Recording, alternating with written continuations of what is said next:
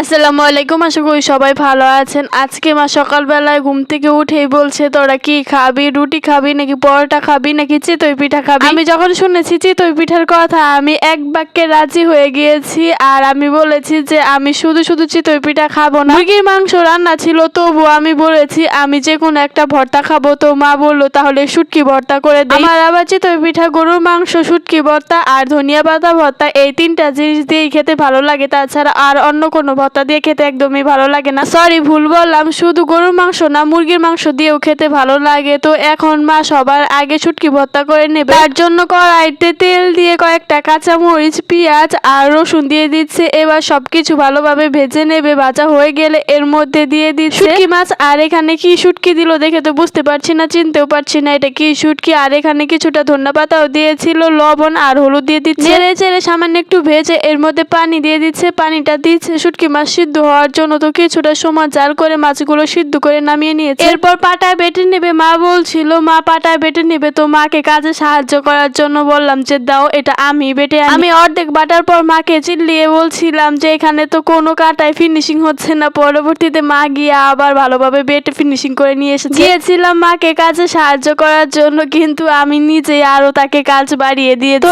এই তো শুটকি মাছটা বাটা হয়ে গিয়েছে, আমাদের ভর্তাটা একদম রেডি। এবার চিতই পিঠার জন্য ডো তৈরি করে নেবে। চিতই পিঠা বানানোর জন্য চালের গুঁড়া আগেই ভেজে নিচ্ছে। এইভাবে চিতই পিঠা বানালে নাকি চিতই পিঠাগুলো অনেক ফুলে, যার কারণে চালের গুঁড়াগুলো আগেই ভেজে নিল। চালের গুঁড়াটা কিছুক্ষণ নামিয়ে এরপর একটু ছড়িয়ে দিয়েছিল যাতে হালকা একটু ঠান্ডা ঠান্ডা ভাব আসে। তারপরে এখানে পরিমাণ মতো লবণ দিয়ে দিয়েছে। তারপর দিয়ে দিয়েছে হালকা কুসুম গরম পানি দিয়ে এবার ভালোভাবে মাখিয়ে ঘন একটা ব্যাটার তৈরি করে নিয়েছে। এই তো দেখতেই পাচ্ছ কতটা ঘন হয়েছে। এ পর্যায়ে কিন্তু চিতই পিঠার ব্যাটার একদম রেডি। এবার চুলাতে একটি খোলা গরম করতে দিয়েছে। মাটির খোলাটা গরম হয়ে গেলে এরপর চিতই পিঠার ব্যাটারটা একটু দিয়ে দিয়েছে। তারপর যখন ফুটি কাটিয়ে আসবে তখন ঢাকনা দিয়ে ঢেকে কি চাল করে নেব। আর এটা কিন্তু একদম লো হিটে ভাজতে হয়। এই তো দেখতেই তো পাচ্ছ আমি পিঠাটা তুলে নিয়েছি। আর দেখো কি সুন্দর ফুলেছে, ফুটি কেটেছে কত সুন্দর ভাবে। তোমাদের দেখানোর জন্য, ভালোভাবে ভিডিও করার জন্য আমি কয়েকটা পিঠা বানিয়েছি। আর সবগুলো সুন্দরভাবে ফুলেছে আর সবগুলোই মা তৈরি করেছে। এই তো দেখতেই পাচ্ছ চিতই পিঠাগুলো কত সুন্দর ফুলেছে। দেখো কত সুন্দর চিতই পিঠা হয়েছে। আলহামদুলিল্লাহ, আমার মা খুব ভালো চিতই পিঠা বানাতে পারে। সব থেকে বড় কথা, চিতই পিঠার জন্য চালের গুঁড়াটা আগে থেকে ভেজে নিলে সব পিঠা এইরকম ফুলবে। এটাই হচ্ছে চিতই পিঠা